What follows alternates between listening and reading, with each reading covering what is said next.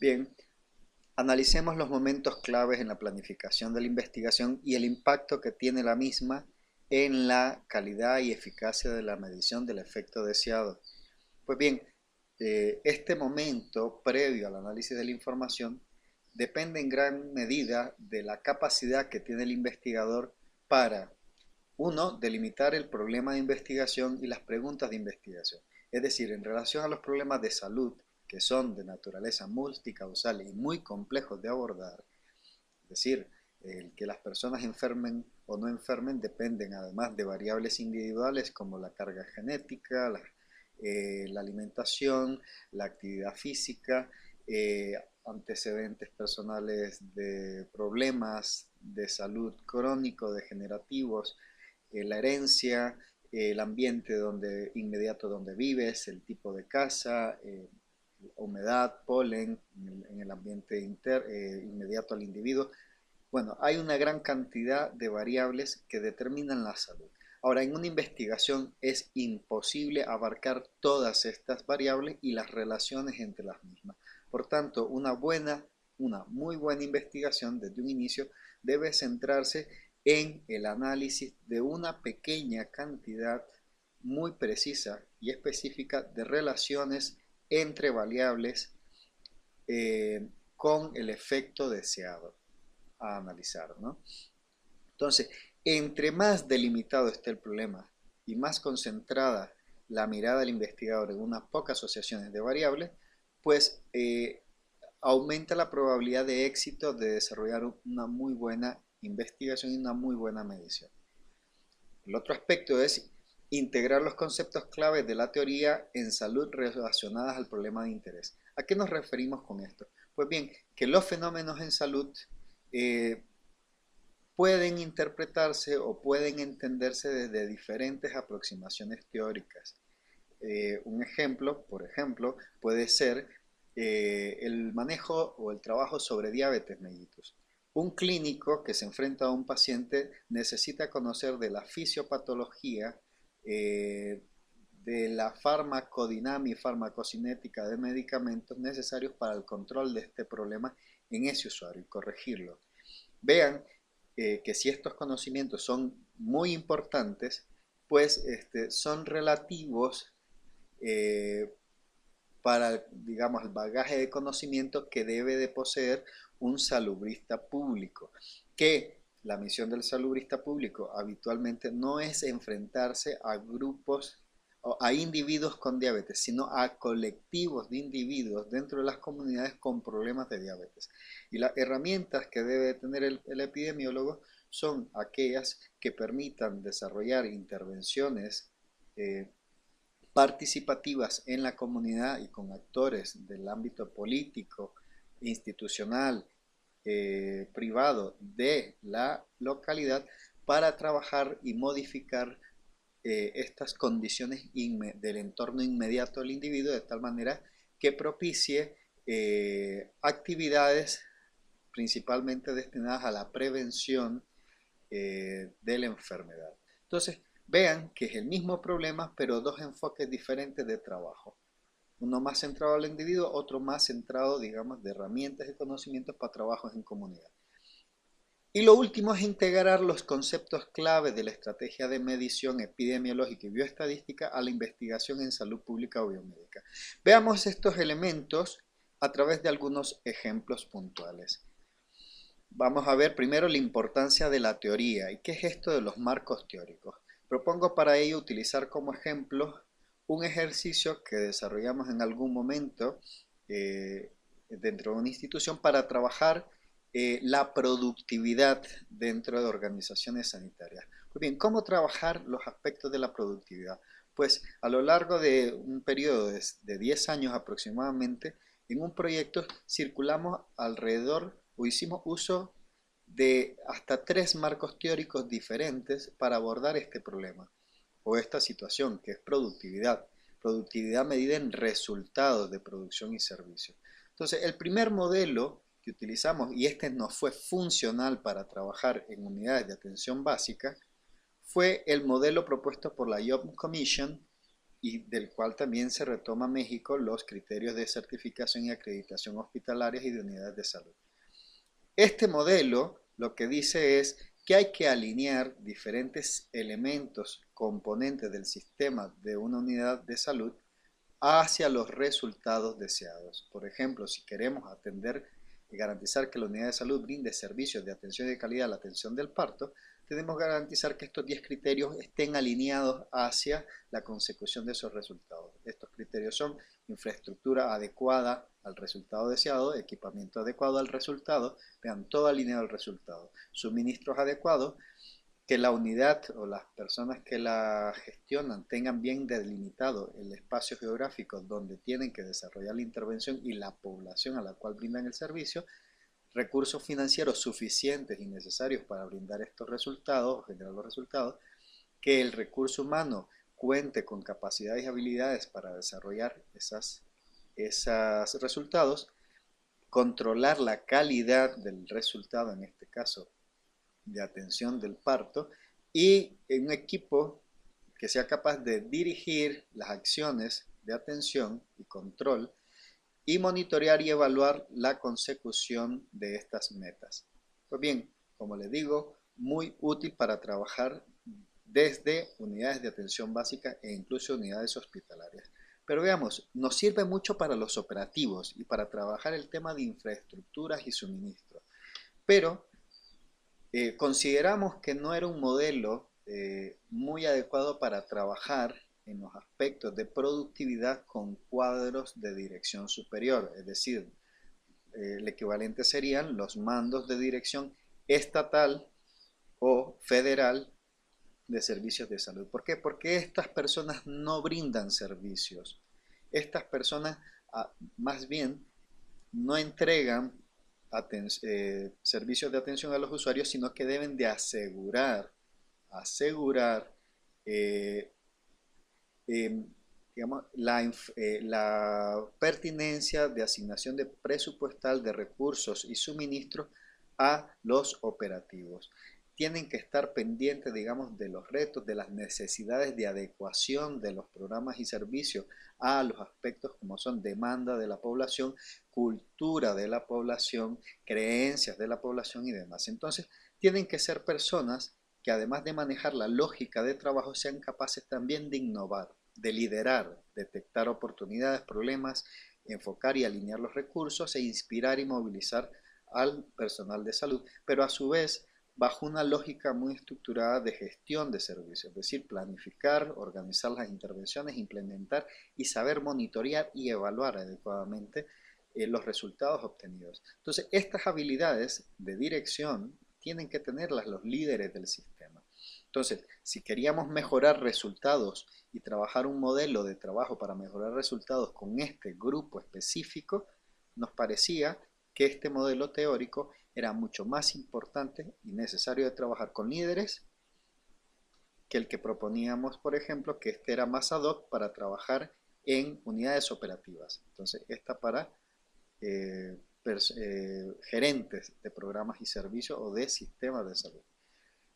Hay otros grupos teóricos, filósofos de la salud, que proponen hasta un tercer marco teórico muy interesante, y es, lo que proponen es, bueno, todo lo que se habla en los otros dos modelos teóricos, pues muy importante, pero no necesariamente es suficiente para resolver el tema de productividad dentro de los servicios. Ellos proponen que si se quiere mejorar productividad en un servicio, es necesario abordar estas tres dimensiones de trabajo. Dimensiones que no vale la pena, dicen ellos, es insuficiente abordarlas de manera individual, sino que se tienen que abordar de manera simultánea.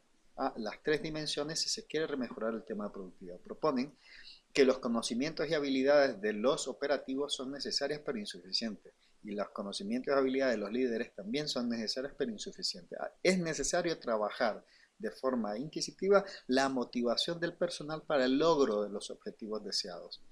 Hay que trabajar motivación. ¿Cómo lo trabajamos? Hombre, hay que consultar en la bibliografía, la sociología de las organizaciones sobre cómo trabajar motivación. Y proponen una variable que, si bien sale descrita en algunos momentos en los otros modelos, vean que aquí se entiende de una forma muy particular. Hablo del entorno laboral. Dice, el entorno laboral está constituido por una serie de elementos que incluyen, uno, la carga laboral. Carga laboral entendida como el número de tareas, de organizaciones, de áreas de cobertura, de usuarios a atender y distribución geográfica del área de trabajo de cada persona. Entonces, lo que proponen ellos es que por arriba de ciertos niveles de carga laboral, pues el entorno laboral se vuelve bastante indeseable para el trabajador, ¿no? E incluso va en detrimento de la calidad de la atención.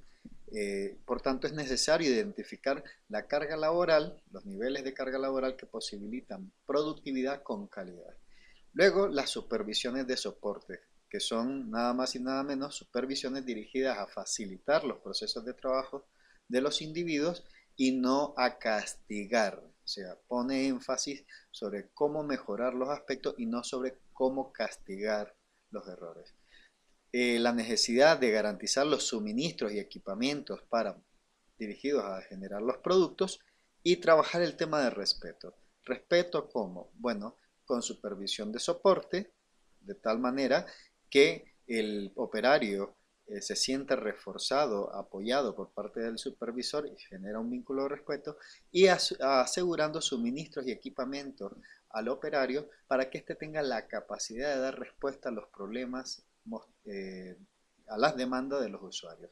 Y en el momento de que el prestador de servicio pierde la capacidad de atender la demanda de los usuarios, refieren estos autores, la comunidad pierde el respeto hacia este trabajador y eso va en detrimento de los entornos laborales. Pues bien, lo interesante es tener en cuenta que cada modelo teórico propone un sistema lógico de relación de variables. Las variables no siempre son las mismas y no se entienden de la misma manera en diferentes modelos lógicos, ¿no? Por tanto, sus determinantes también variarán. Y el sistema de relaciones entre las variables relacionadas al efecto también varía en función de los enfoques teóricos. Unos enfoques ponen más énfasis en algunos aspectos que en otros.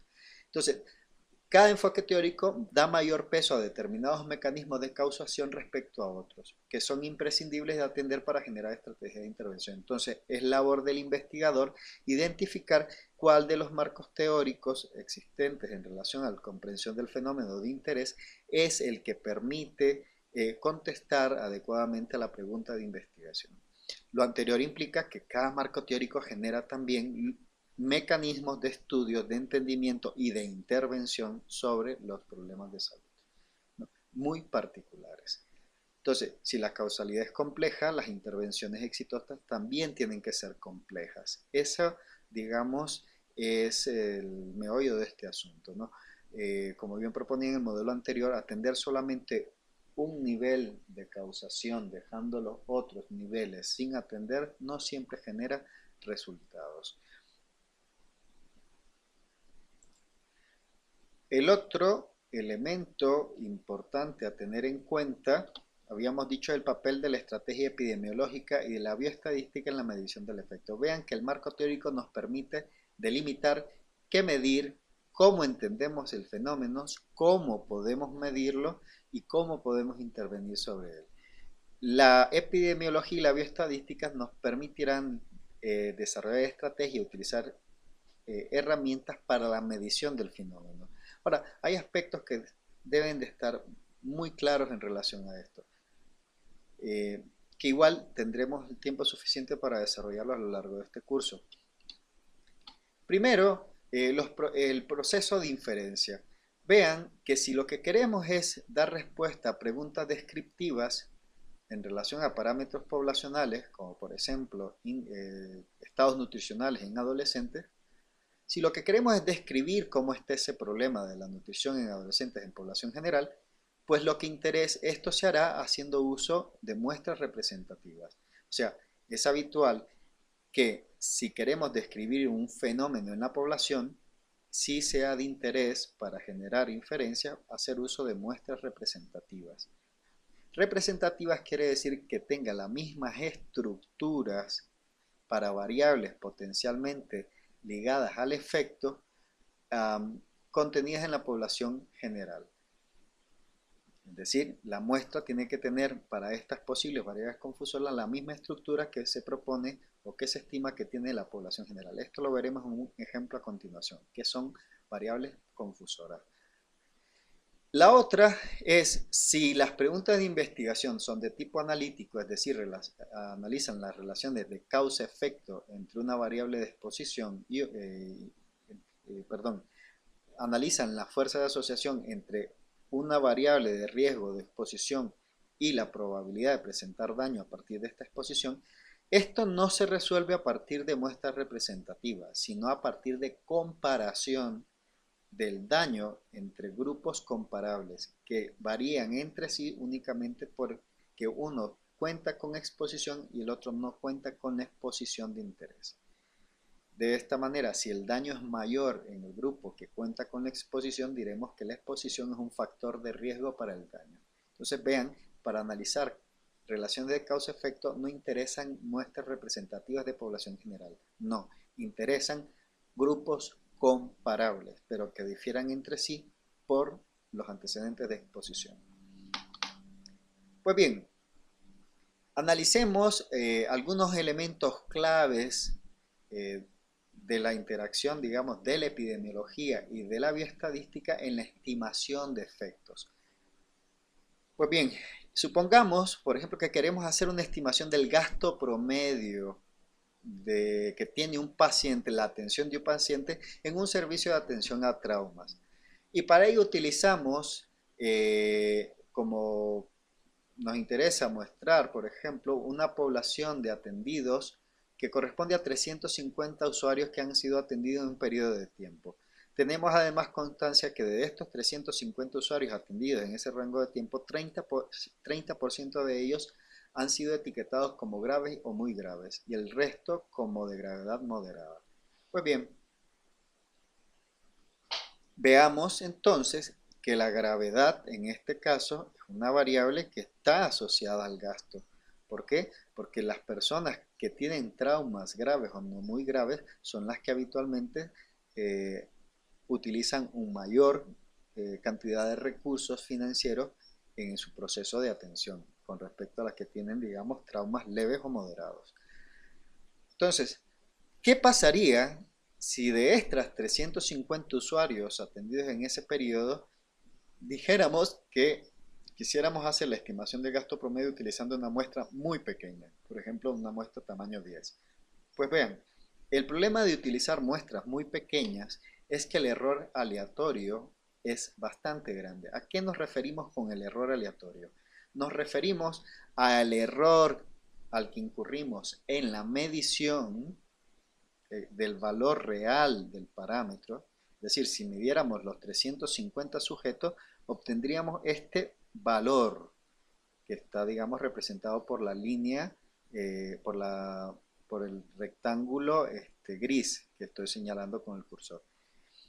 Utilizar muestras muy pequeñas, decimos, tiene muchas probabilidades de generar un gran error aleatorio en la estimación del valor real.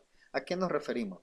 Pues hombre, por efectos del azar, de repente podríamos, por ejemplo, de estos 10 personas que seleccionamos aleatoriamente, darnos cuenta que 9 de ellos, sin que nosotros lo quisiéramos así, 9 de estas 10 personas equivalen a personas con traumas leves, por ejemplo. El efecto es que la medición de gasto promedio estará influenciada por esta sobremedición de personas con traumas leves y por tanto el valor estimado a partir de esa medición del parámetro estará muy por debajo del valor real.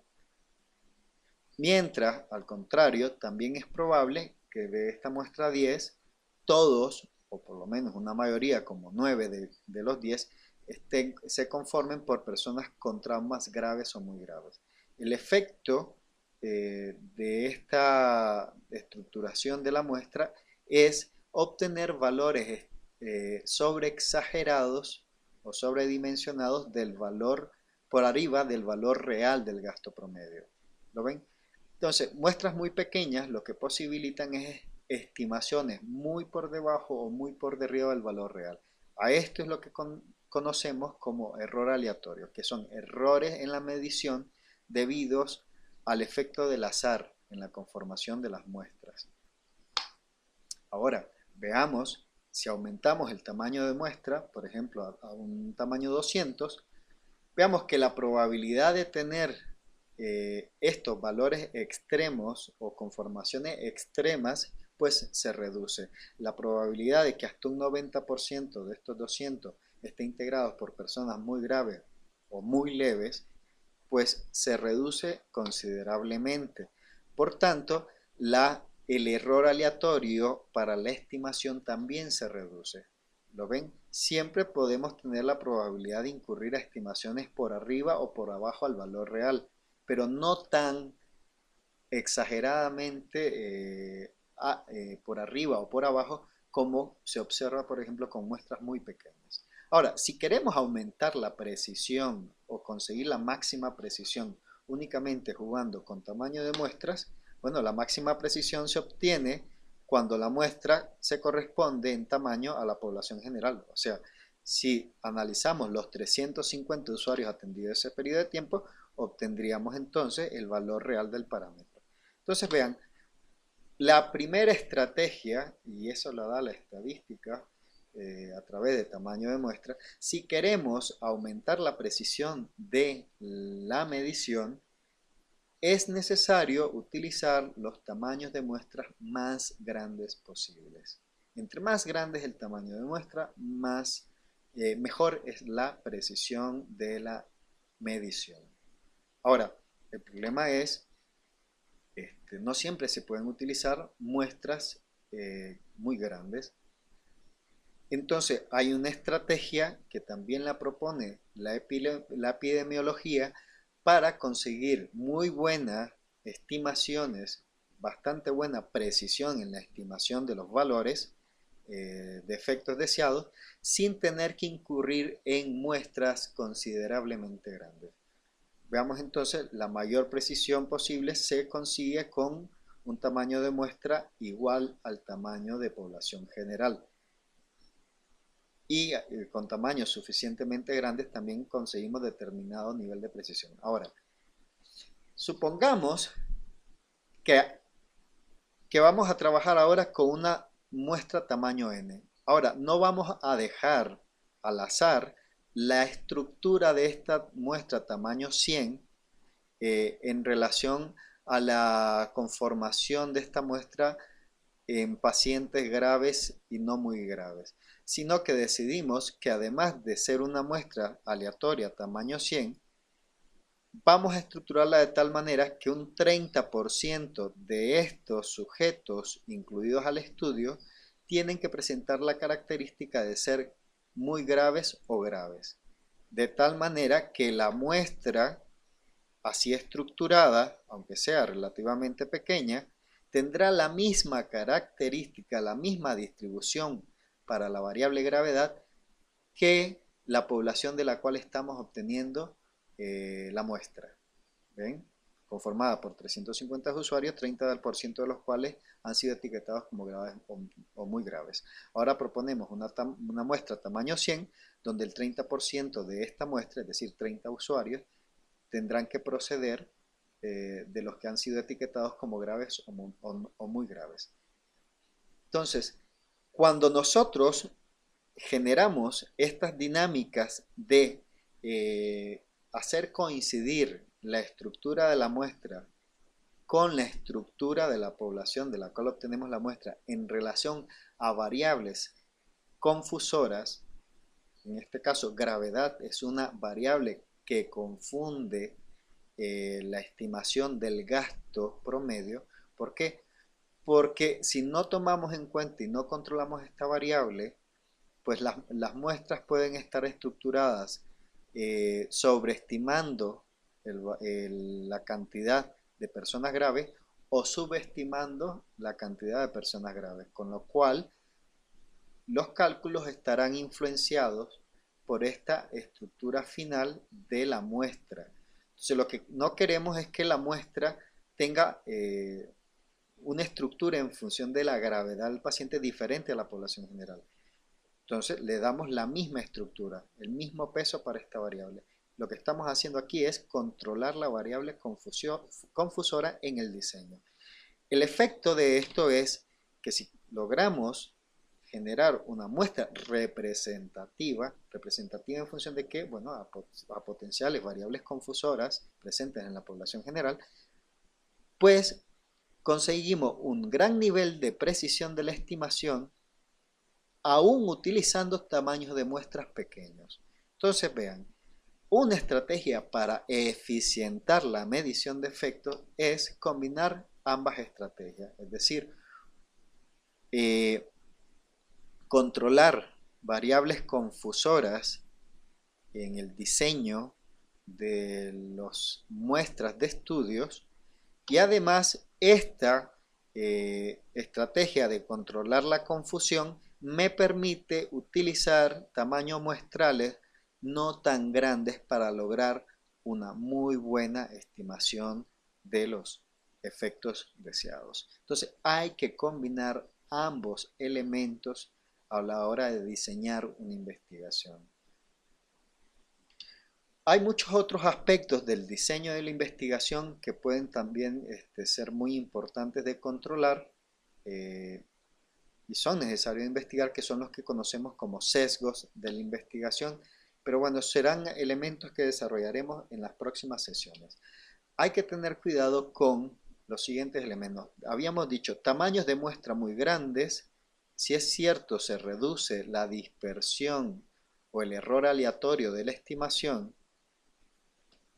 cosa que el error aleatorio de la estimación aumenta normalmente con muestras pequeñas. Ahora, a pesar de que utilizando muestras pequeñas tengamos un mayor error aleatorio en la estimación, hay que considerar de que si además este diseño con muestras pequeñas, además lo combinamos con el control de la confusión en los diseños muestrales, lo que vamos a lograr es que a pesar del poco tamaño muestral conseguir una muy buena precisión en las mediciones. Muestras muy grandes pueden dar la falsa seguridad de que tenemos una precisión muy buena en la estimación cuando realmente lo estamos errando. Estamos dando muy cerca, estamos midiendo o consiguiendo mediciones muy estrechas, pero muy lejos, digamos, de la medición real o del efecto real deseado. Bueno, hasta aquí esta primera etapa en relación, digamos, al efecto que pueden tener tanto el uso de algunos aspectos de la estadística combinados con la epidemiología en la medición, así como el papel que tiene la teoría en la medición o el diseño y planificación de una investigación.